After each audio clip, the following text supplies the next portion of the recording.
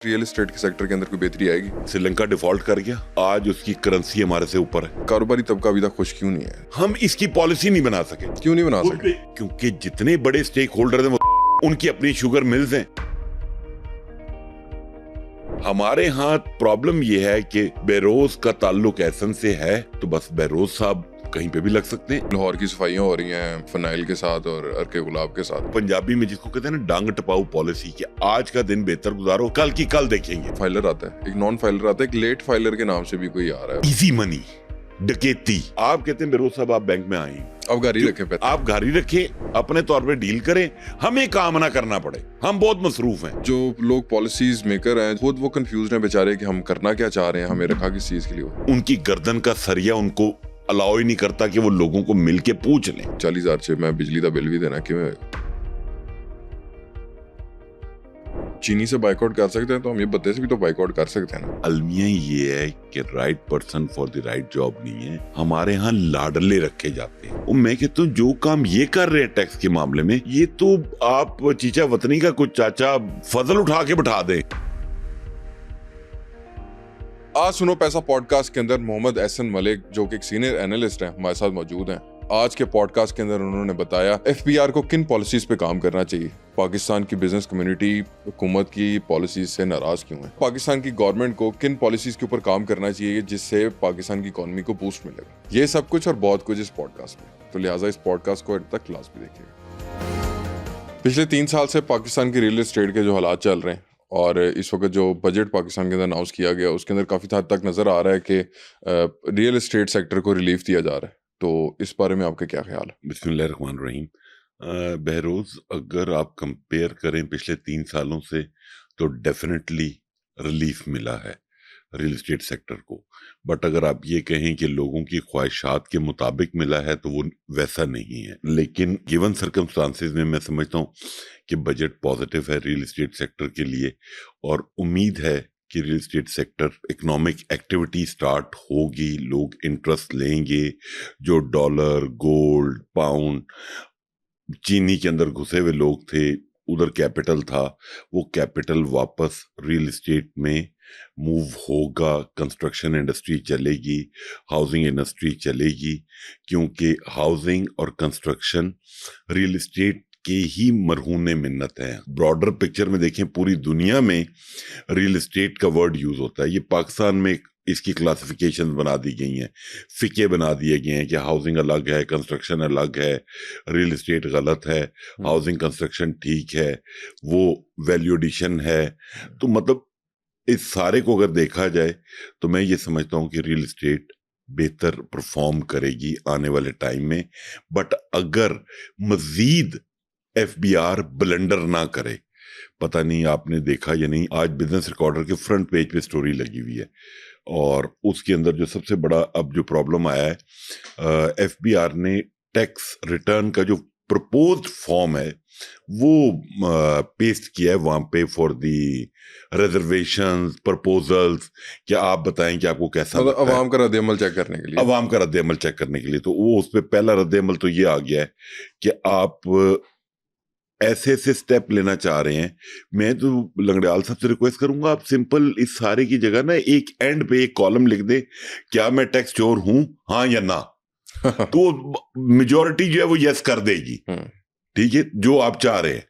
मतलब एक मैकेनिज्म है, आप कह रहे हैं कि आपने की जो प्रॉपर्टी है, आपने जिस रेट पे परचेज की है वो वैल्यू लिख दें, और आज एस्टिमेटेड वैल्यू, आज उसकी प्रॉपर्टी की वैल्यू क्या है। आप जिस घर में रह रहे हैं, हो सकता है 10 साल से रह रहे हो, 15 साल से रह रहे हो, आपने वो घर बेचना ही नहीं है, तो आपको क्या पता उस प्रॉपर्टी की आज एस्टिमेटेड मार्केट वैल्यू क्या है। और अगर आप रिसेंटली पिछले 1 साल 2 साल में अगर किसी ने ट्रांजैक्शन की है कि वो उसने को प्रॉपर्टी बाय की है एफबीआर वैल्यू पे, अब आप उसको कह रहे हैं, नो डाउट मार्केट में और एफबीआर वैल्यू में डिफरेंस है, बट नैरो है, कुछ जगह पे कम है, कहीं पे एनॉमली है, कहीं पे ज्यादा है। बट आप करना क्या चाहते हैं? हर काम आप डंडे के जोर में खौफो हरास फैला के आप चीजों को स्ट्रीमलाइन करना चाहते हैं, जो कि नहीं होंगी। इस वक्त वैसे कारोबारी तबका तो बजट से और ये एफबीआर की पॉलिसी से खुश नहीं है। कि अगर हालात देखें तो मुख्तलिफ चैम्बर्स जो हैं, पाकिस्तान के मेजर जो चैम्बर्स हैं, जैसे लाहौर का चैम्बर है, वो तो स्ट्राइक की भी आज उन्होंने बात की हुई थी कि हम स्ट्राइक पे जाना चाह रहे हैं और इस तरह के मामला हैं। तो जिस तरह अगर आप कह रहे हैं कि ये रियल एस्टेट के लिए बड़ा खुशाइन है या काफ़ी हद तक बेहतर है, पॉजिटिव है, अगर ये बजट है, तो ये कारोबारी तबका अभी तक खुश क्यों नहीं है इन सारे एफबीआर की, स्पेशली एफबीआर की पॉलिसी से? मैं आपको बताता हूँ बहरोज साहब, एक माइंडसेट है कि हम कैशलेस इकोनॉमी की तरफ जाएं, इकोनॉमी को डॉक्यूमेंटेड करें। आपने भी बात की स्टार्ट में, कहा पॉलिसी एफबीआर की। मैं इसको कहता हूँ इनकी पॉलिसी ही नहीं है कोई भी। पॉलिसी तब बनती है जब आप स्टेक होल्डर से बैठ के कंसल्टेशन करें कि यार हम ये बनाना चाह रहे हैं, आपकी क्या राय है, इसका क्या इम्पैक्ट होगा। आप 2-4 लोगों को बातचीत करें उनसे। हो सकता है मैं अपने फायदे की बात कर रहा हूँ, बहरोज अपने फायदे की बात कर रहा हूँ, मिस्टर एक्स अपने फायदे की बात कर रहा हूँ, बट आपको एक क्लियर पिक्चर आ जाती है कि यार ये चीजें। और ऊपर से पाकिस्तान जैसा मुल्क जहां पे को 18 ट्रिलियन की कैश इकोनॉमी है, आप एक दिन में उसको कैसे डॉक्यूमेंट कर सकते हैं? नहीं हो सकते। इस वक्त पूरे पाकिस्तान के जो चेंबर्स हैं, फेडरेशन को इंक्लूड करके तमाम सरापा एहतजाज है। मतलब आपने अभी एक वो मैकेनिज्म इंट्रोड्यूस कराया, अब हर बंदा उसमें पैनिक हुआ है कि फैक्ट्री से अगर आप कोई माल परचेज करते हैं, कोई जीएसटी रजिस्टर आदमी है जिन्हें ऑर्डर सप्लाई का काम करता है, अगर वो किसी भी कंपनी को 2 लाख से ऊपर कैश पेमेंट करेगा तो उसके एक्सपेंडिचर को आप केटर नहीं करेंगे। अब हर चार्टर्ड अकाउंटेंट, हर टैक्स लॉयर उसकी अपनी इंटरप्रिटेशन करके पूरे मुल्क में खौफ व हरास फैलाया हुआ है, जिसके ऊपर लाहौर चेंबर के जो अबूजर शाह साहब है वो बड़ा अग्रेसिवली उसको अपोज कर रहे हैं। वो कह रहे हैं हम हड़ताल पे जाएंगे, हमारी चाबियां ले लें, हमें 3 टाइम की रोटी दे दिया करें। मतलब आप करना क्या चाह रहे हैं? प्रॉब्लम बेसिक जो है ना, वो प्रॉब्लम ये है, हमारी गवर्नमेंट का इशू ये है कि वो हर चीज को क्राइसिस में कन्वर्ट करती है। इस बात को समझें, वो स्टार्ट में उसको हैंडल नहीं करती है। जब वो क्राइसिस बन जाता है ना, तब उसके अंदर छलांग मारते हैं और उसको अब वो चाहे डंडे की जोर से ठीक करे या लॉजिकली ठीक करे। मतलब अभी जैसे चीनी वाली बातचीत चल रही है आजकल, आपको नहीं पता कि हमारे मुल्क में शुगर जो है वो एक आम आदमी की जरूरत है। मतलब ये हम कब से सुन रहे हैं, शुगर माफिया, शुगर कार्टलाइजेशन, हर चीज। हम इसकी पॉलिसी नहीं बना सके। क्यों नहीं बना सके? क्योंकि जितने बड़े स्टेक होल्डर हैं वो सब गवर्नमेंट में हैं, उनकी अपनी शुगर मिल्स हैं। इसका वाहिद हल है, मैं बल्कि रेफरेंस फिर दूंगा, मेहताब हैदर साहब हैं द न्यूज के, उनकी बात मुझे बहुत अच्छी लगी। उन्होंने कहा यार इसका वाहिद हल इन सबको इंसान बनाने का वो ये है कि आप शुगर का बाइकआउट कर दें। कोई बंदा अभी शुगर परचेज ना करे। ये देखें जैसे किसानों की सब्जियां लोगों ने फेंक के चले गए, तो ये शुगर का भी यही हाल है। हमारा सबसे बड़ा प्रॉब्लम ये है, ना हमारे पास R&D डिपार्टमेंट है किसी भी अदारे में, रिसर्च एंड डेवलपमेंट, और ना HRM है, ह्यूमन रिसोर्स मैनेजमेंट, कि आपने right person for the right job लगाना है। और R&D का काम है कि वो एनालिसिस करे कि अगर आने वाले क्या खदशात हैं उनको कैसे केटर करना है और मौजूदा को कैसे लेकर चलना है और आगे की पॉलिसी क्या है। हमारे यहाँ प्रॉब्लम यह है कि बेरोज का ताल्लुक एहसन से है तो बस बेरोज साहब कहीं पे भी लग सकते हैं, और अगर एहसन साहब किसी ऐसी जगह पे हैं जहां पे वो अकोमोडेट कर सकते हैं, जब तक आप ये मैकेनिज्म नहीं खत्म करेंगे चीजें ठीक नहीं होंगी, वर्स्ट होती जाएंगी। बट मैं नाउमीद नहीं हूं। मैं ये समझता हूं कि हर प्लेटफॉर्म ये आवाज उठा रहा है, किसी न किसी अरबाबे इख्तियार तक तो कान तक तो बात पहुंचेगी ना, कोई तो इस चीज को इम्प्लीमेंट करेगा। मैं बहुत बड़ा क्रिटिक हूं एफबीआर का, बट मैं थोड़ा सा एक चीज समझता हूं कि लंगड़ियाल साहब का एक पॉजिटिव स्टेप है जो मैंने फील किया है कि उन्होंने एफबीआर में ना ग्रास रूट लेवल से काम शुरू किया है। उन्हें ये समझ आ गई है ग्रेड 20, 21, 22 वाले तो सुधर नहीं सकते हैं, तो जो ग्रेड 17 वाले हैं उनको फैसिलिटेट भी किया जाए, उनको अकोमोडेट भी किया जाए, उनको ट्रेन भी किया जाए। बिल्कुल वैसे ही जैसे अब अगर आप यूनिवर्सिटी में किसी बच्चे को समझाना शुरू करें वो नहीं समझेगा, लेकिन अगर आप यही काम प्राइमरी स्कूल से शुरू कर देंगे तो शायद अगर एक क्लास में 25-30 बच्चे हैं कि उसको पता चल जाए कि सिविक सेंस क्या है। मैंने अगर गाड़ी में ट्रेवल कर रहा हूं तो लिफाफा बाहर नहीं फेंकना, तो अगर 25-30 में से 5 बच्चे भी सीख गए ना तो आप एक पटरी पे ट्रैक पे चढ़ जाएंगे। अच्छा सर, ये हमारे मुल्क को अल्लाह के हुक्म से आज़ाद हुए तकरीबन 75-76 साल होने वाले हैं आज को, और आज तक हम कोई एक टैक्स पॉलिसी नहीं बना सके। हम ये नहीं मुतय्यन कर सके कि जो टैक्स इकट्ठा हो रहा है उसको हमने किस जगह पे किस तरह यूटिलाइज़ करना है। आज से तकरीबन साल 2 साल पहले ये आज की ही गवर्नमेंट जो है वो ये ढिंढोरा पीटती थी कि हमारा मुल्क डिफ़ॉल्ट हो गया, या हमारे पास जो रिज़र्व्स हैं और जो हमारे पास डॉलर के मद में जो स्टेट बैंक के पास पैसे हैं वो मैक्सिमम 1 महीना भी और नहीं निकाल सकते, उसके बाद हमारा मुल्क डिफ़ॉल्ट हो जाएगा, हम दिवालिया हो जाएंगे।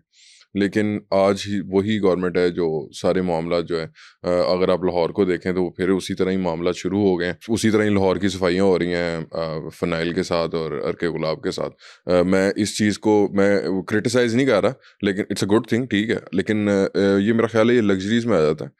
आपको ये जो पैसे आपने यहाँ पे ज़ाया किए हैं, आपको नहीं लगता है कहीं और अगर इसको हम यूटिलाइज़ करते, कहीं हेल्थ सेक्टर में यूटिलाइज़ करते, कहीं एजुकेशन में यूटिलाइज़ करते, कोई इंफ्रास्ट्रक्चर में यूटिलाइज़ करते तो वो ज़्यादा मुफीद होता? बहरोज इशू पता है कि हमारी गवर्नमेंट ऑप्टिक्स पे चली गई है। वो चीज करें जो इमीडिएटली सेल हो, इमीडिएटली जो नजर आए। वो लॉन्ग टर्म पॉलिसी पे चीजों को लॉन्ग टर्म में सेटल करने में, ठीक करने में इंटरेस्टेड ही नहीं है। वो पंजाबी में जिसको कहते हैं ना डांग टपाऊ पॉलिसी, कि आज का दिन बेहतर गुजारो, कल की कल देखेंगे। सर अब पिछले 75 साल तो यही मसला चल रहा है ना सर। प्रॉब्लम ये आपने मेरा जो मैंने से पहले बात की, आप मेरी बात नहीं समझे। हमारे ये 2 इशू रिजॉल्व हो जाए ना, चाहे वापडा ले लें, FBR ले लें, आप कोई सेक्टर, एनवायरनमेंट का सेक्टर ले लें, अगर आप ये HRM और R&D ठीक कर दें डिपार्टमेंट की, ऑटोमेटिकली चीजें ठीक हो जाएंगी। पर आप करना नहीं चाहते। आप अपने साथ, अपनी जात के साथ जो सिंसियर लोग हैं उनको अकोमोडेट करना चाहते हैं। आप मेरिट पे काम करने वालों को आगे नहीं लाना चाहते। आपको चाहिए कि बेरोज हो मेरी पसंद की सीट पे, तो जो मैं बेरोज को कहूं वो काम हो जाए। सर आप एक बड़ी करीबी नज़र रखते हैं हर मामले पे, you have been a very great analyst, और मेरा देखें एज अ यूथ मेरा ये हक बनता है कि मैं अपने बड़ों से सवाल करूं कि अभी तक हालात क्यों नहीं, मामला क्यों नहीं ठीक हुए। ये मेरा क्वेश्चन नहीं है, ये पब्लिक का है, ये यूथ का है, ये पूरे पाकिस्तान की यूथ का है कि कब हालात ठीक होंगे, क्या होने चाहिए। मैं आपको इसकी छोटी सी एग्जाम्पल देता हूँ। भी आपने बात की कि हमारा मुल्क नियर टू डिफॉल्ट था, वर्स्ट पे था कि डिफॉल्ट कर देंगे। मैं ये कहता हूँ आप श्रीलंका को देखें, श्रीलंका डिफॉल्ट कर गया, आज उसकी करेंसी हमारे से ऊपर है डिफॉल्ट होने के बाद। सर आप बांग्लादेश को ही देख लें। सर बांग्लादेश डिफॉल्ट तो नहीं हुआ हुआ, लेकिन फिर भी हम तो डिफॉल्ट की बात कर रहे हैं, क्योंकि हम एक वर्ज पे थे कि हम डिफॉल्ट हो रहे हैं। ठीक है, वो किसकी पॉलिसी थी, कौन नालायक था, किसने क्या किया, हम इस डिबेट में नहीं जाना चाहते। हम तो कंपेयर कर रहे हैं कि जो एक डिफॉल्ट हुआ मुल्क और हम आज कहां खड़े हैं। हमारे रिजर्व उसमें कितने पैसे मांगे हुए हैं, कितने पैसे हमारे अपने। प्रॉब्लम ही ये है बहरोज कि हमारी पॉलिसी में क्लैरिटी नहीं है। हमें पता ही नहीं है हमने किस सेक्टर को किस तरीके से लेकर चलना है, कौन सा सेक्टर आपके मुल्क की इकोनॉमी को बूस्ट कर सकता है। हमारा सिर्फ प्रॉब्लम यह है टैक्स कलेक्शन, हर एक पे टैक्स लगा दो। सर टैक्स कलेक्शन तो तब पूरी होती है ना कि अगर मुझे फर्ज करें मुझे कोई 2 आने बच रहे हैं तो मैं 1 आना गवर्नमेंट को दे दूं, 1 आना अपने घर के लिए रख लूं, फिर तो टैक्स कलेक्शन की भी समझ आती है। अब मेरे पास आई 1 आना रहा है तो मैं उसके अंदर से अपने बच्चों के भूख पूरी करूंगा कि गवर्नमेंट को पैसे दूंगा, तो टैक्स चोरी तो ऑटोमेटिकली होगी ना वहां पे। प्रॉब्लम ये है बेरोज 24 से 25 करोड़ का मुल्क है, अप्रोक्सीमेटली जो रफ फिगर है वो कुछ 60 लाख फाइलर है। ये 60 लाख बाकी लोगों का बोझ उठा रहा है। हालांकि वो जो बाकी आप कह लें 23.5 करोड़ लोग हैं, वो अपनी जगह चीखते हैं कि यार हम किस चीज पे टैक्स नहीं दे रहे, बिजली के बिल पे नहीं दे रहे, पेट्रोल पे नहीं दे रहे, मोबाइल खाने यूज पीने करते पे हैं उस पे नहीं तक दे रहे, हाँ। खाने पीने पे नहीं दे रहे, किस चीज पे हम टैक्स नहीं दे रहे। बट टैक्स रिटर्न की फाइलिंग, टैक्स बेस नहीं बढ़ता।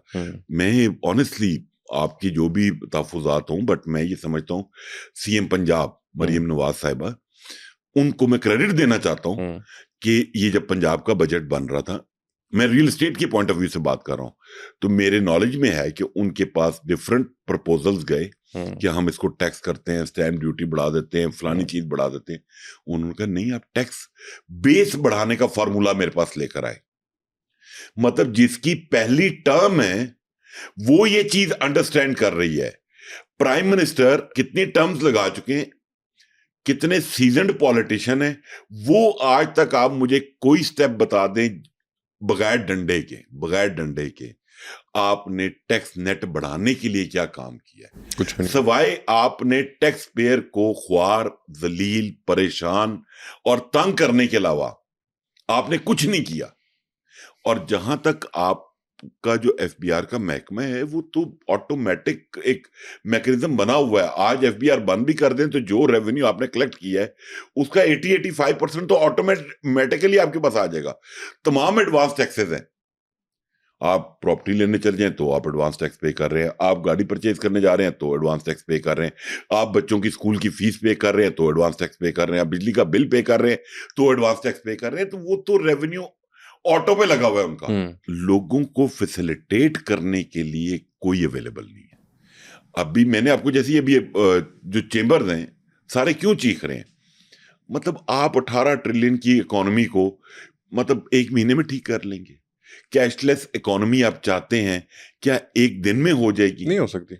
नहीं, तो फिर जब नहीं हो सकती तो अभी तो मैं और आप यूज टू हुए हैं कि यार हम जायज कैश यूज करें, इजी पैसा यूज करें, उसके अंदर भी मतलब सर हम डॉक्यूमेंटेशन की तरफ ग्रेजुअली बढ़ रहे हैं। आप बजाय इसके कि लोगों को फैसिलिटेट करें ऐसे। अब क्या होगा आज, अब नॉन फाइलर कोई भी बैंक में पैसे नहीं लेगा, वो कहेगा भाई घर कैश आके दे जाओ। वो पर्ची सिस्टम बता रहा हूं मैं, दोबारा शुरू हो जाएगा बेरोज, यार ये 5 लाख फलाने का वाला आ गया। तो मतलब इनकी अक्ल काम नहीं करती, या पता नहीं इनको प्रॉब्लम क्या है कि भाई एक दफा मैं नॉन फाइलर बैंक में चला जाए, वो 5 लाख 10 लाख 1 करोड़ जमा कराए, तो भाई आप उससे पूछ लें कि बेरोज साहब ये पैसे कहां से आए हैं। आप कहते हैं बेरोज साहब आप बैंक में आए ही ना, आप घर ही रखे पैसे, आप घर ही रखे, अपने तौर पे डील करें, हमें काम ना करना पड़े। हम बहुत मसरूफ हैं सारे, हमारे पास टाइम नहीं है काम करने के लिए, हमारे पास सिर्फ एक काम करने के लिए टाइम है कि इस पब्लिक को ख्वार कैसे करना है, दैट्स इट, और कुछ नहीं। अच्छा, एक 3 टर्म्स हमारे सामने आती हैं, एक तो फाइलर आता है, एक नॉन फाइलर आता है, एक लेट फाइलर के नाम से भी कोई आ रहा है, वो क्या चीज है? इजी मनी, डकैती। जेन्युइनली आपको जब पैसे चाहिए होते हैं तो वो आप उसका तरीका, आसान तरीका निकालते हैं।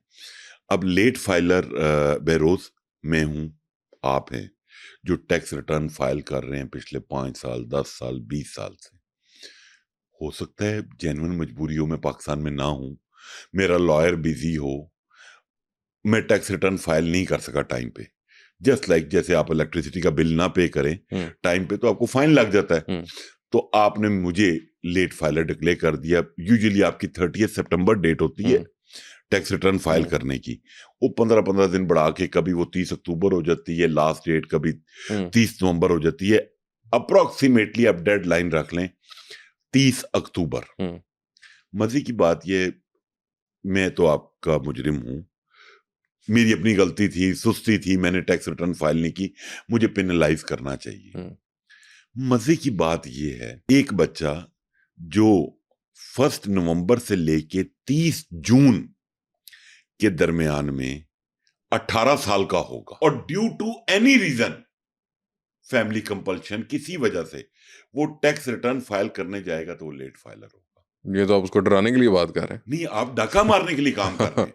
मैंने आपको एक छोटी सी एग्जांपल दी है, अगर आप इसको अंडरस्टैंड करें कि एक बच्चा 1 नवंबर से 30 जून के दरमियान में 18 साल का हुआ और किसी वजह से उसने टैक्स रिटर्न फाइल करनी है, वो लेट फाइलर कंसिडर होगा। एक खातून, आपकी मिसेज, मेरी हाउसवाइफ है, किसी वजह से उसको टैक्स रिटर्न फाइल करना पड़ती है फैमिली इश्यूज की वजह से, shall be treated as a late filer. मतलब इस पे स्वाय रोने के और मातम करने के अलावा बंदा कुछ कर सकता है? कुछ भी नहीं। मतलब पॉलिसीज के अंदर यहाँ तो ये लगता है, ऐसे लगता है कि बड़े कोई जो लोग पॉलिसीज मेकर हैं, जो पॉलिसीज बना रहे हैं, जो लोग पॉलिसी को सेट कर रहे हैं, या उनको खुद वो कंफ्यूज हैं बेचारे कि हम करना क्या चाह रहे हैं, हमें रखा किस चीज़ के लिए। वो नहीं, वो कंफ्यूज नहीं है, उन्होंने किताबें पढ़ी हैं, पीएचडी कर ली हैं, उसके बाद बड़े बड़े इंस्टीट्यूट की डिग्रियां हैं, पर ग्राउंड पे इंटरेक्शन जीरो है। उनकी गर्दन का सरिया उनको अलाउ ही नहीं करता कि वो लोगों को मिलके पूछ लें कि यार ऐसा आपके सेक्टर में क्या प्रॉब्लम है, बेरोज आपके सेक्टर में क्या प्रॉब्लम है। जबकि नॉर्मली प्रैक्टिस यही होनी चाहिए कि अगर आप किसी मतलब फर्ज करें, अगर आप रियल एस्टेट सेक्टर को ही ले रहे हैं, तो आप जो रियल एस्टेट के जो जायंट्स हैं उनसे भी रब्ता करें, जो मिडिल क्लास रियल एस्टेट में काम कर रहे हैं उनसे भी रब्ता करें, जो ग्राउंड लेवल पे, जो बिल्कुल रूट लेवल पे हैं उनसे भी रब्ता करें, उनसे पूछें कि उनके मसाइल क्या हैं, वो कहाँ पे मसला फेस करते हैं। वो आपको ज़्यादा बेहतर बता सकते हैं कि आपको ये मामला करने चाहिए। तो उसके बाद एक एनालिसिस करें उन सारी बातों का, और उसके बाद मेरे ख्याल है कोई पॉलिसी बनाई जाए तो ज़्यादा बेहतर ऑप्शन नहीं। नहीं, अगर ऐसा हो जाए तो फिर तो पाकिस्तान, मतलब मैं कहता हूँ क्या बन जाएगा। तो ऐसा साहब जी गल्लां जे असी इत्थे बैठ कर सकते हैं, तो उन्होंने नहीं पता कि की नहीं, करना वो चाहिए। सर उनके पास टाइम नहीं है ना, बात है उनके पास ये टाइम सोचने के लिए है कि मैंने बेरोज और एहसन की पॉकेट से, किटी से पैसे निकालने कैसे, ऐसा क्या स्टेप लें कि इनको हम डाका मारें। और क्योंकि बेइस कौम तो हैं हम, आपको पता है, हम एहतजाज वाला तो मैकेनिज्म ही नहीं है ना। हमारा वो लतीफा बड़ा मशहूर है, वो आपने सुना होगा कि वो एक बादशाह जो कहता है कि यार जूते मारने शुरू कर दो, तो वो पब्लिक से जब पूछता है वो कहता है एक ही शिकायत है, बंदे बता दो, टाइम बहुत लग जाता है, लाइन बहुत लंबी हो जाती है। तो हमें जूते पड़ने चाहिए, क्योंकि जब हमने एहतजाज ही नहीं करना, अपने राइट के लिए बात ही नहीं करनी, और नलायकों ने ऐसी पॉलिसियां बना बना के हमारा बेड़ा गर्क करना है, हमारे कारोबार का बेड़ा गर्क करना है, तो फिर लोगों ने पाकिस्तान से बाहर जाना है, अपना कैपिटल लेकर जाना है। मतलब वो कितनी देर ये चीजों को बर्दाश्त करें। सर आपको अगर हम देखा जाए तो अमीर तर होता जा रहा है, वो उसका मामला चल रहा है। गरीब के लिए इन्होंने अब मजदूर के लिए एक दिहाड़ी का जो उन्होंने सेटअप किया, वो 40,000 रुपये उन्होंने कहा कि वो 38,000 समथिंग, हाँ जी, पर मंथ उसकी एक सैलरी फिक्स होनी चाहिए। ਤੇ ਹੁਣ ਇਹ ਵੀ ਸਮਝਾ ਦਿਓ ਕਿ ਉਹ 40,000 ਹੀ ਤੁਸੀਂ ਕਰ ਲਓ, ਐਵਰੇਜ ਕਰ ਲਓ ਕਿ ਉਹ ਗੁਜ਼ਾਰਾ ਕਿਸ ਤਰ੍ਹਾਂ ਕਰਨਾ 40,000 'ਚ। ਜੇ ਮੇਰੇ 2 ਬੱਚੇ ਨੇ, ਮੇਰੀ बीवी है, ਉਹਨਾਂ ਨੇ ਸਕੂਲ ਵੀ ਜਾਣਾ ਹੈ, ਉਹਨਾਂ ਨੇ ਕੱਪੜੇ ਵੀ ਪਾਉਣੇ ਨੇ, ਤੇ ਉਹਨਾਂ ਦੀ ਹੈਲਥ ਦਾ ਵੀ ਮਾਮਲਾ ਹੈ, ਤੇ 40,000 'ਚ मैं बिजली का बिल भी देना किवें होएगा? ऑनेस्टली मेरे पास इसका कोई जवाब नहीं है कि यार वो एक मजदूर या एक सिक्योरिटी गार्ड या कोई एक आदमी जिसकी 40,000 रुपये सैलरी है, वो अपना बजट बेचारा कैसे चलाता है। अलबत्ता इतना मैं ज़रूर जानता हूँ कि मैंने ऐसे लोगों को 2-2, 3-3 जगहों पे डिफरेंट जॉब्स, मजदूरियां करते देखा है, अपने मीन्स को पूरा करने के लिए। सर डोंट यू थिंक कि ये लॉ एंड ऑर्डर पे भी मसला आ सकता है एक टाइम पे? बिल्कुल आएगा, क्यों नहीं। बात ये बेरोज साहब, मेरे बच्चे दूध नहीं मिल रहा, आपके बच्चे फ्रूट खा रहे हैं, तो मैं मतलब कैसे बर्दाश्त करूं। ये तो मतलब खादमे आला, वज़ीर आज़म साहब, ये तो बड़े लोगों के सोचने के काम है। मैं तो सर उनसे भी क्वेश्चन करने की कोशिश कर चुका हूँ, मैंने एक प्रोविंशियल मिनिस्टर से भी बात की थी, लेकिन उनके पास भी जवाब कोई नहीं था इस चीज़ का। नहीं, जवाब इस वजह से नहीं है कि वो काम करने को तैयार नहीं है।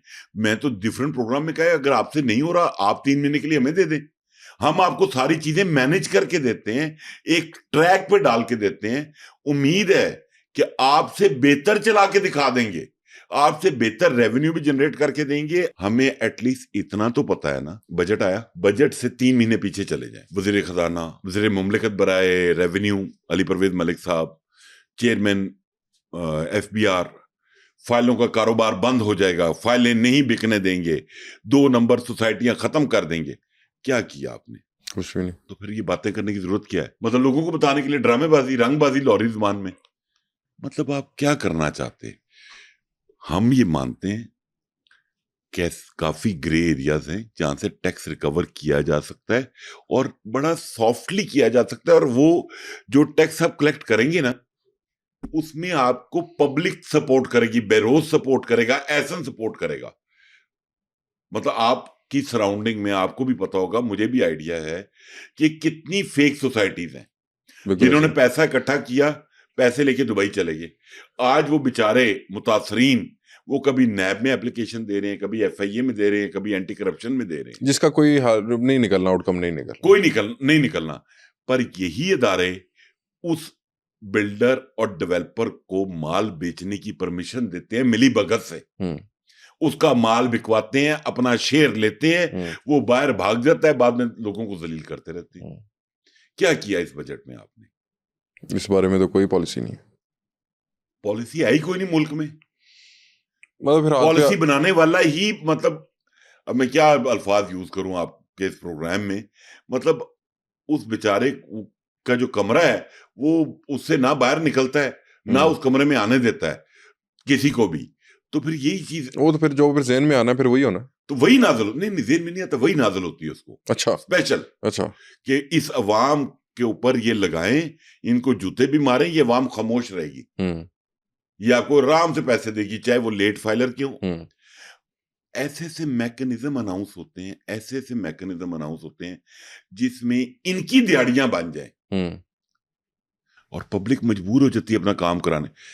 ये भी बजट से पहले प्राइम मिनिस्टर ने एक बहुत बड़ा कन्वेंशन किया ओवरसीज पाकिस्तानीज का, बड़ी शोर मचा, पूरी दुनिया से ओवरसीज पाकिस्तानीज आए, हम ये मराद देंगे, हम ये कर देंगे, हमारे माथे का झूमर है ओवरसीज पाकिस्तानी, फॉरेन रेमिटेंस आती है, हमारे मुल्क का सरमाया है ये लोग, हम इनको वीआईपी ट्रीटमेंट देंगे।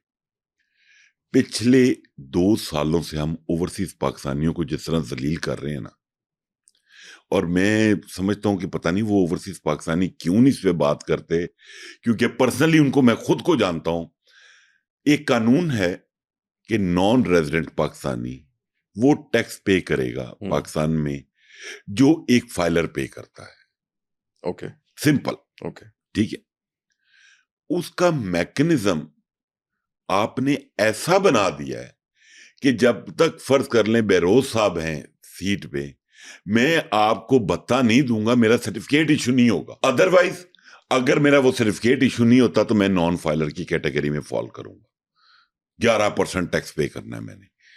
जब आप ऐसे हालात रखेंगे तो कोई ओवरसीज पाकिस्तानी पैसे लगाएगा यहां पे? नहीं लगाएगा। दूसरी चीज ये है, आपके मुल्क में हालात हमें भी पता है, आपने $1 लाख भेजा है,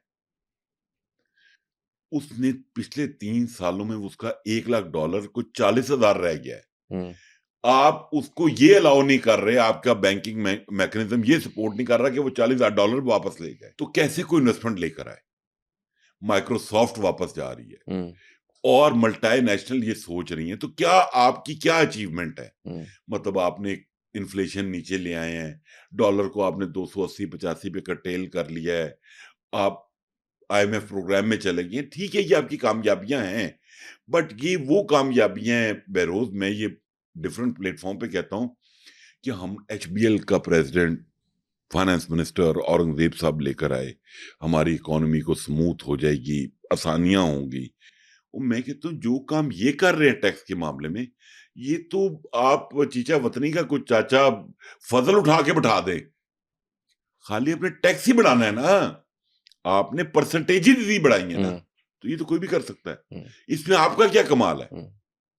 कमाल तो ये है कि आप टैक्स की परसेंटेजेस कम करें और टैक्स कलेक्शन बढ़ाएं, टैक्स बेस बढ़ा के। जो मरियम नवाज का भी मोटिव है कि हम टैक्स कलेक्शन बढ़ाएं ना कि टैक्स बढ़ाएं, लेकिन अब इससे अमल दरामद किस तरह होगा, अमल दरामद कौन करवाएगा, कैसे होगा? मैं समझता हूँ सीएम पंजाब ने तो अमल दरामद करा दिया ना, उन्होंने तो कोई टैक्स नहीं बढ़ाया, लेकिन अब टैक्स बेस किस तरह बढ़ाएंगे? मैं समझता हूँ उनकी टीम काम कर रही है, कुछ ना कुछ करेगी। अब बात ऐसी चीजें हैं जो प्रोविंशियल गवर्नमेंट की डोमेन में नहीं है, जो फेडरल गवर्नमेंट के डोमेन में है, तो अब उसमें तो बेचारी मरियम साहिबा कुछ नहीं कर सकती, ठीक है, उसके लिए तो फेडरल गवर्नमेंट को काम करना है।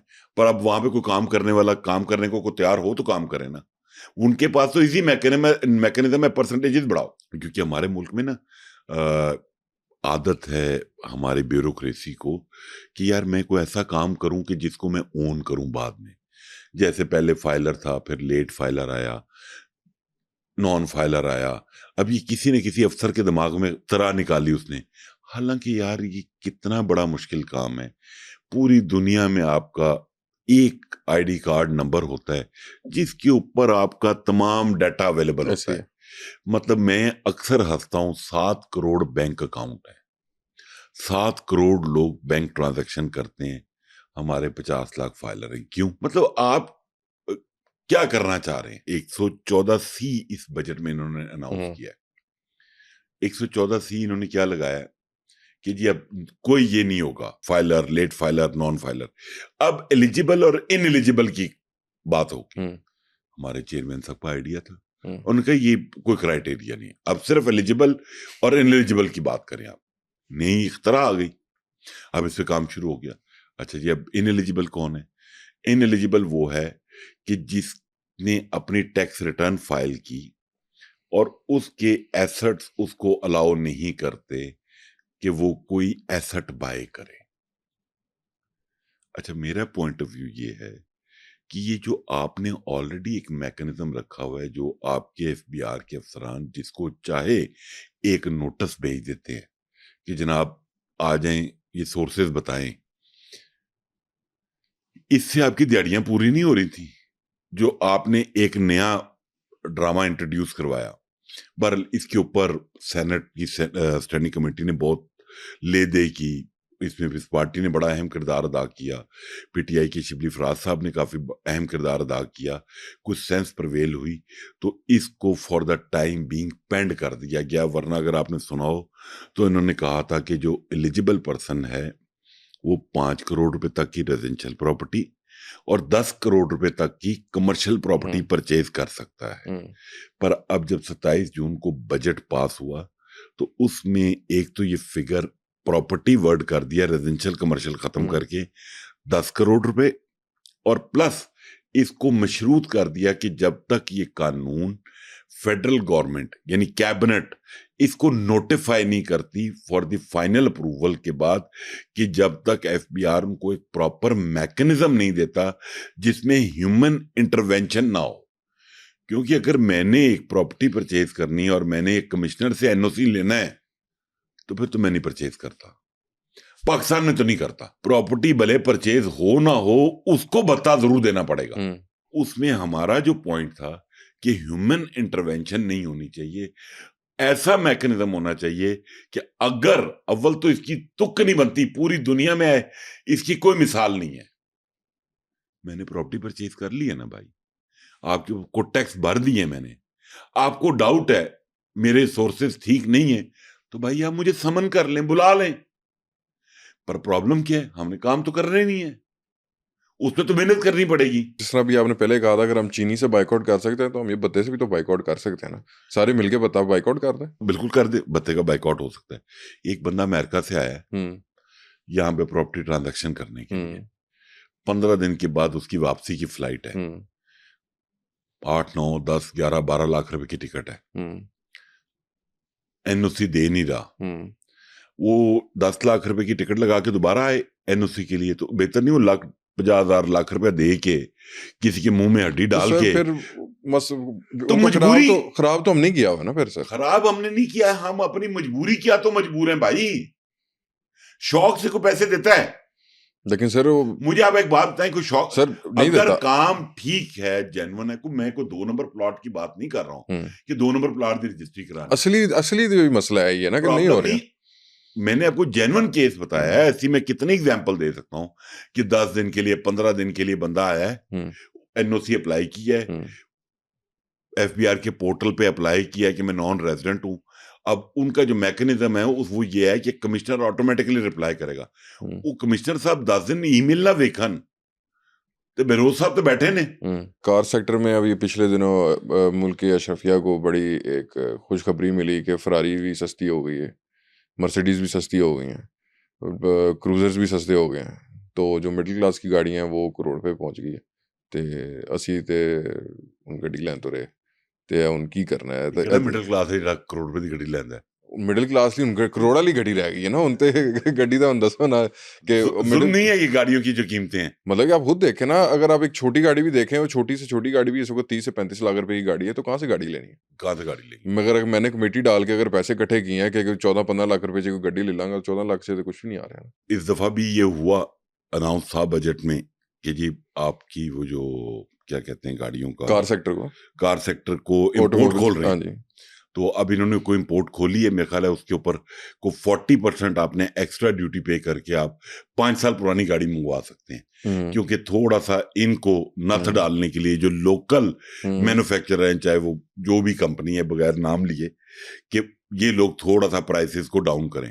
तो अब वो बेसिकली प्रॉब्लम ये, अभी रिसेंटली बजट आया है, हकीकत बात ये है अभी एफबीआर वालों को खुद समझ नहीं आ रही, लेकिन मैं होपफुल क्यों हूं ये इंडस्ट्रीज और इस सारे मामले पे, कि हारून अख्तर साहब बहुत लर्नर्ड आदमी है, जो इंडस्ट्री के मिनिस्टर हैं। वो चीजों की डायरेक्शन मैं समझता हूं, क्योंकि मैंने उनसे पिछले टेन्योर में काम किया हुआ है, उनके बारे में मतलब अच्छा इंटरेक्शन है मेरा उनके साथ। वो मुझे उम्मीद है कोई बेहतर पॉलिसी लेकर आएंगे। एक तो हमारे यहाँ ये भी, हालांकि सुना ये था कि वो रेवेन्यू मिनिस्टर आ रहे हैं अली परवेज मलिक साहब की जगह पे, पर यहाँ पे हमारे यहाँ आपको पता है ना लॉबी बहुत काम करती है, तो वो किसी वजह से उनको रेवेन्यू मिनिस्टर नहीं आने दिया गया, तो वो इंडस्ट्री में चले गए। तो मुझे उम्मीद है वो इसका कोई अच्छा वे आउट निकालेंगे, गाड़ियों की प्रोडक्शन का, इसकी प्राइसेस का, लेकिन ऑब्वियसली टाइम चाहिए। पर अभी सर बात यह है कि एक गवर्नमेंट का टेन्योर 5 साल का, 1.5 साल तो इन्होंने ज़ाया करता है, तो अगला 1.5 साल उन्हें सोचने से ज़ाया हो जाएगा कि की पॉलिसी लेके आनी है। हुन जो 3 साल ते लांगे, 3 साल के बाद सर जब वो फिर अगले वो 2 साल के अंदर जब तक उन्होंने इम्प्लीमेंट करवाना है, उतनी देर तक केयर टेकर गवर्नमेंट में आ जाना है, और उसके बाद फिर वो पॉलिसी उधर की उधर रह जानी। तो आपको नहीं लगता कि ये जो इम्प्लीमेंट है और जो काम है थोड़ा सा स्पीड अप होना चाहिए? डेफिनेटली स्पीड अप होना चाहिए, प्रायोरिटी पे होना चाहिए, बट आपको एक चीज पाकिस्तान के हालात की समझ आनी चाहिए कि जो प्रायोरिटीज हैं वो डिफरेंट हैं। अच्छा, एक और क्वेश्चन, ये जो 4 दिन की जो जंग गुजरी है पीछे पाकिस्तान इंडिया, उसकी वजह से कोई हमारे कोई चेंज हुए हैं, कोई मामलात, कोई इकोनॉमी बेहतर होने की तरफ आ रही है नजर कि होगी? देखिए इकोनॉमी का तो पता नहीं, पब्लिक और फौज का मोराल तो बहुत ऊपर हुआ है, इसमें तो कोई दो राय ही नहीं है। ठीक है, ये जो इंडिया हर वक्त थ्रेट और फेक न्यूज और ड्रामा चलता रहता था, तो मैं समझता हूँ फौज ने जिस तरीके से रिएक्ट किया है, जिस तरह रिस्पॉन्ड किया है, ये हर पाकिस्तानी के दिल की आवाज थी कि करो। मैं, आप, हमारी फैमिलीज, हर बंदा चाहता था एक बार ये खड़ाक हो जाए, लग पता जाए। उससे खड़ाक ज्यादा मेरा ख्याल है पाकिस्तान की वजह चाइना का हुआ है, और पाकिस्तान और चाइना की जो रिलेशंस है उनका भी एक बड़ा क्लियर एक मैसेज पूरी दुनिया में गया है कि कहाँ पे पाकिस्तान स्टैंड कर रहा है, कहाँ चाइना स्टैंड कर रहा है। मैं, चाइना नो डाउट हमारा बहुत अच्छा दोस्त है, टाइम टेस्टेड फ्रेंड है, इक्विपमेंट उसका था। अभी इंडिया क्या कहानी डाल रहा है, इंडिया कोशिश ये कर रहा है कहने की राफेल वाज नॉट गुड, जो फ्रेंच प्लेन था, ठीक है, पाकिस्तानी क्या कह रहे हैं कि पायलट ठीक है। हालांकि चाइना का जो आम परसेप्शन है कि यार उसकी चीज ड्यूरेबल नहीं होती, बट मैं समझता हूँ चाइना ने जो चीज बनाई और जो पाकिस्तानियों ने उसको चला के कमाल दिखाया है, चाइना की प्रोडक्ट के शेयर्स की वैल्यू कहां से कहां चलेगी और राफेल के शेयर की वैल्यू कहां पे आ गई। तो इट ऑल डिपेंड, मतलब जैसे हमारे सपा सलार है आसिम मुनीर साहब, उनको अगर आप देखें, मैं क्रेडिट उनको देना चाहूंगा, जिस तरीके से उन्होंने रिएक्ट किया, जैसे उन्होंने रिस्पॉन्ड किया। इससे पहले भी रहे हैं लोग चीफ, ठीक है, पहले भी ऐसे कोई इंसिडेंट हुए हैं, बट हमने थोड़ा सा बैक फुट पे रहे। बट अल्लाह का शुक्र है, हम समझते हैं पूरी दुनिया में हमारी जो इज्जत मिली है, या जो आज ट्रंप जैसे बिहेव कर रहा है, या मतलब अगर वो मीम्स अगर आपने देखी हो कि यार हमारे चीफ ने क्या कमाल कर दिया है कि खड़े हम अमेरिका के साथ हैं, बैठे हम चाइना के साथ हैं, लेटे हम ईरान के साथ हैं, मतलब ये गुडी गुडी मॉल कैसे है। तो वो फिर वहीं पे बात आ जाती है, वो एक आयत है ना, वो तो इज्जो मन तशाओ वो तो जिल्लो मन तशाओ, अल्लाह जिसे चाहता है इज्जत देता है, जिसे चाहता है जिल्लत देता है। सी पैक किधर खड़ा हुआ? सीपैक कहाँ पे खड़ा हुआ है? सीपैक पे बिल्कुल चाइना काम कर रहा है और सीपैक बनेगा। गो के काफी कुव्वतें हैं जो चाहती हैं कि वो स्लो रहे, बट बलूचिस्तान के जो हालात हैं और अभी रिसेंटली भी 3 दिन पहले भी जो इंसिडेंट हुआ है, तो उसको कोशिश कर रही है हमारी फोर्सेस कि उसको किसी तरीके से सेटल करे। अब जो टेररिस्ट हैं उनके साथ भी मसले मसाइल हैं, उनको सेटल डाउन करना। आपको सर कब तक लगता है कि ये जो हमारी जो पॉलिसी मेकर्स हैं, ये कब तक इस तरह अवाम को चेक करके और उसके बाद फिर अपने फैसले रिवोक करेंगे, फिर चेक करेंगे, फिर रिवोक करेंगे? कोई हालात कब तक आपको नज़र आता है कि बेहतर होगा बेरोज नज़र आना? ये उस दिन हो जाएगा 1 महीने के अंदर अंदर, जिस दिन हमारी पब्लिक पॉलिटिकल डिबेट का बायकॉट करेगी। हुँ, मैं हर चैनल पे बैठ के ये बात कहता हूँ, जिस दिन पॉलिटिकल शोज इकोनॉमिक शोज में कन्वर्ट हो गए ना, आप समझिएगा मुल्क में चेंज आ गई है। हुँ, आप शाम को 7 बजे टीवी लगा लें, हुँ, रात 11 बजे तक हुँ, सिवाय पॉलिटिशियंस और पॉलिटिकल डिबेट के आपको कुछ नजर आता है? कोई लीडिंग न्यूज चैनल इकोनॉमी बात करने को तैयार है? एक हर एंकर को एक सेगमेंट इकोनॉमी पे करना चाहिए। वो स्टॉक मार्केट पे करे, वो स्टील पे करे, वो सीमेंट पे करे, वो किसी चीज पे करे, वो करेंसी पे करे, मतलब छोटे इश्यूज हैं। एग्रीकल्चर पे करे, आईटी पे करे। अच्छा सर, ये तो पॉलिसीज़ हो गई जो एक आम आदमी के साथ रिलेटेड है। अ, मेरे जैसे कुछ जो हमारी जो एज के जो लोग हैं, जो बच्चे हैं, वो ऑनलाइन काम करते हैं और ऑनलाइन उनकी अर्निंग आती है, बाहर से डॉलर्स की मद में आती है। तो एक ये बहुत बड़ी इंडस्ट्री है जो गवर्नमेंट अभी तक जिसके ऊपर कोई पॉलिसी नहीं बना सकी कि वो जो डॉलर नहीं वो बनाई अपने है ना, आपको टैक्स लगा दिया ना अभी। तो टैक्स लाना सर की होना है, वो डॉलर आ ही नहीं सकता पाकिस्तान में, जबकि वो अरबों की मद के अंदर डॉलर वो दुबई के अंदर पार्क कर नहीं, रहे फिर हैं आपको दूसरे। वो लगता है कोई शरीफ आदमी है। वो मेरी 2-4 बच्चों से बात हुई हुँ, इस मामले में। हुँ। उनका अंकल ये तो इश्यू ही कोई नहीं है। हम दुबई में ही अपना अकाउंट खोल लेंगे। तो यही तो मसला है। पहले हम यहाँ मंगवाते थे हाँ, और गवर्नमेंट को 1% पे करते थे। हाँ, ठीक है? हाँ। और जो इनके वो पीएसबी सॉफ्टवेयर बोर्ड से रजिस्टर्ड थे, हुँ, वो 0.25% पे करते थे। हुँ, अब आपने जब इसको 5% टैक्स कर दिया है, हुँ, तो बच्चे कहते हैं अंकल कोई मसला नहीं। अब हम दुबई में अकाउंट खोलेंगे, यूएसए में अकाउंट खोलेंगे, और यूट्यूबर्स ही बता रहे हैं उनको हुँ, कि बच्चों आपने अकाउंट ऐसे खोलना है। हुँ, आपका अकाउंट खुल जाएगा, हुँ, एटीएम से यूज करें हुँ, या उस अमाउंट को, उस कैपिटल को एज ए फॉरेन रेमिटेंस मंगवा लें। हुँ। तो जो आपको 1% या 0.25% आ वो रहा भी नहीं था, लगना। वो वो भी नहीं देना हाँ, पड़ेगा। वो भी नहीं देना पड़ा। तो फिर मतलब मैं यही आपको तो जो ये स्टार्ट में बेवकूफ़ी कहा की ना, इंतहा नहीं है? प्रॉब्लम ये है आप चीजों को अंडरस्टैंड नहीं किया। मैंने कहा था कि हमारा अलमिया ये है कि right person for the right job नहीं है। हमारे यहाँ लाडले रखे जाते हैं। अगर आज मैं किसी मुकाम पे पहुंच जाऊं तो मेरी कोशिश होगी कि मैं अपने भाई बेरोज को सेट करूं। यही तो मसला है ना, अब अवाम को इस बात पे यकजहत होना चाहिए, उनको एक ज़ुबान, एक मोटिव पे आना चाहिए कि कब तक हम इन लाडलों को बर्दाश्त करेंगे, कब तक हम ऐसे मामला देखते रहेंगे। अब मीडिया ने कंट्रीब्यूट करना है और किसी ने नहीं करना। सर मीडिया तो जिस अपना दिन अपना हक अदा कर रहा है जो कर सकता है। मैं आपको बताया ना कि ये 7 से 11 शाम को तमाम चैनल्स पे अगर पॉलिटिकल डिबेट की जगह हर प्रोग्राम में एक सेगमेंट 10 मिनट का इकोनॉमी पे स्टार्ट हो जाए ना, आपका पाकिस्तान चेंज हो जाएगा। I can bet you anything. मतलब कि यू वांट टू से कि मीडिया के अंदर रिफॉर्म आना बड़ा ज़रूरी है। प्रॉब्लम क्या है आप लोगों का? रेटिंग। हुँ, रेटिंग ना गिर जाए हमारी, एड आने बंद हो जाते हैं। तो जैसे हमने कहा कि शुगर का बायकॉट कर दें, तो भाई आप पॉलिटिकल प्रोग्राम का बायकॉट कर दें।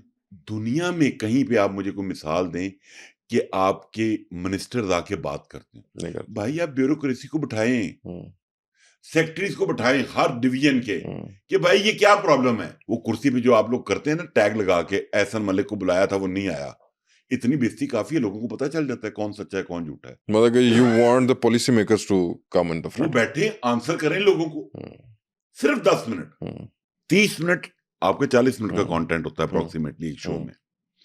आप और ऊपर से एक और प्रॉब्लम है, आपको शायद बुरा लगे, आप बुलाते किसको हैं? आप उन तमाम लोगों को बुलाते हैं जिनको अल्लाह ताला ने एक दफा इज्जत भी दी हुँ, और मौका भी दिया, हुँ, और वो डिलीवर कुछ नहीं कर सके। हुँ। मैं नाम नहीं लेता, समझ गए होंगे आप। और आज आपकी मीडिया की वो जीनत बने होते हैं। सर आप बताएं कैसे ठीक होगा? ओ भाई, अगर वो इतना कैपेबल होता तो अपने टेन्योर में कुछ ना कुछ तो ठीक कर जाता। बिल्कुल ऐसे। आप शाम को टीवी लगा लें, आपको पुराने मिनिस्टर साहबान बैठे हुए नजर आएंगे, पुराने चेयरमैन नजर आएंगे डिफरेंट डिपार्टमेंट्स के, और वो आपको बता रहे थे कि नहीं ऐसे नहीं, ये अब जो मौजूदा चेयरमैन ने इसकी ये गलती है। ओ भाई, इसकी तो गलती है, तूने क्या किया? अल्लाह ताला ने तुझे मौका भी दिया, इज्जत भी दी, और आप छोड़ के चले गए एज इट इज। कोई डेवलपमेंट बता दे कि आपके दौर में आपने ये चेंज लेकर आए, उसका ये पॉजिटिव इम्पैक्ट आया। अच्छा सर, एक लास्ट क्वेश्चन के, आपको जो पाकिस्तान की मेजर पॉलिटिकल पार्टीज हैं उसमें से किसकी पॉलिसीज आपको ज़्यादा बेहतर लगती हैं कि अगर इनकी पॉलिसीज अभी तक जो वो टेन्योर गुजार चुकी हैं, सबको मौका मिला, पीटीआई को भी मिला है, पीपल्स पार्टी को भी मिला है, मुस्लिम लीग नून को भी मिला है, तो आपको क्या लगता है कि किन की पॉलिसीज काफ़ी हद तक मुल्क के हक में बेहतर है या मुल्क की इकॉनमी के हक में बेहतर? देखो, मेरा ताल्लुक बिजनेसमैन कम्युनिटी से है, और बिजनेसमैन कम्युनिटी हर उस पार्टी को सपोर्ट करने को तैयार है जो बिजनेस फ्रेंडली एनवायरनमेंट दे। ठीक है। हमारा कोई किसी ने घर में ना राशन डालती है, ना कोई सपोर्ट करती है।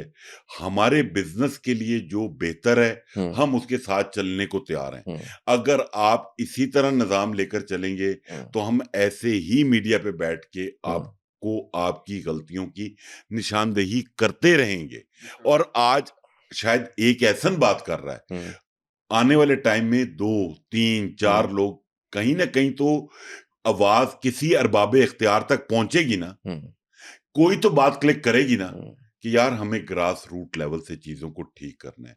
हमें आज प्राइमरी के बच्चे को समझाना है, आज हमें ग्रेड 17 के अफसर को समझाना है। मैं ये एग्री करता हूं कि 50 साल की एज में मुझे समझाना मुश्किल काम है, लेकिन अगर आज मेरे बेटे को समझाया जाए तो शायद वो जब तक वो एडल्ट होगा तो वो समझ चुका होगा, वो समझ चुका होगा, उसके मॉरल वैल्यूज और होंगी। तो बेसिकली हमें अपना जो सोशल फैब्रिक है, उसको सोसाइटी है, उसको ठीक करने की जरूरत है। और सबसे इंपॉर्टेंट रोल उसमें बिजनेस के लिहाज से बता रहा हूं, हमें एफबीआर की रिफॉर्म्स चाहिए, हमें एक ऐसी इकोनॉमिक टीम चाहिए पावरफुल जो एफबीआर के ऊपर बैठे, जो आने वाले 5 सालों के लिए पॉलिसी दे कि नहीं चेंज होगी, व्हाट मे कम। 5 साल ये पॉलिसी चलेगी। चेयरमैन चाहे बहरोज है, चाहे राशिद लंगड़ियाल साहब हैं, चाहे एहसन मलिक है, पॉलिसी इकोनॉमिक टीम देगी। आपका काम टैक्स पॉलिसी बनाना नहीं है, टैक्स रिकवरी। दिन ये इंप्लीमेंट हो गया ना बहरोज, और इंशाल्लाह होगा, ऐसी बात में कोई नाउमीद बिल्कुल नहीं हूं, बट मैंने कहा ये गलती है हमारे एंड पे पब्लिक के कि अगर हम ये पॉलिटिकल डिबेट से बाहर आ जाएं। अच्छा ना, वैसे हमारे लाडलों का ना एक ये भी मसला है कि वो अपना काम दी बजाय ना दूजे दा काम बहुता करन दे हक चाहते हैं। मतलब कि अगर आपका काम है ये कप बनाना, तो वो अपना कप बनाने के चक्कर होंगे, उसके अलावा ना वो इसके ऊपर देखेंगे इसके ऊपर प्रिंटिंग सही हो रही है कि नहीं हो रही।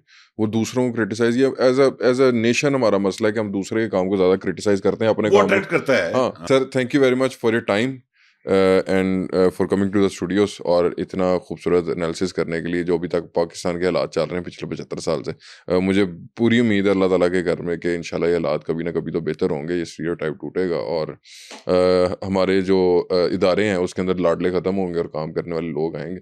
अगली जो नेशन आ रही है, जो यूथ आ रही है, जो जनरेशन आ रही है, वो मुझे लगता है कि वो कुछ ना कुछ करेगी, और ये टाइम लगेगा थोड़ा सा, लेकिन अल्लाह के घर में पूरी उम्मीद है कि इंशाल्लाह पाकिस्तान के हालात पे। थैंक यू भाई sir, thank you very much for coming. क्या आप मोहम्मद एहसन मलिक के तज़किये से मुतफ़िक हैं? हमें कमेंट सेक्शन में लाजमी बताइएगा।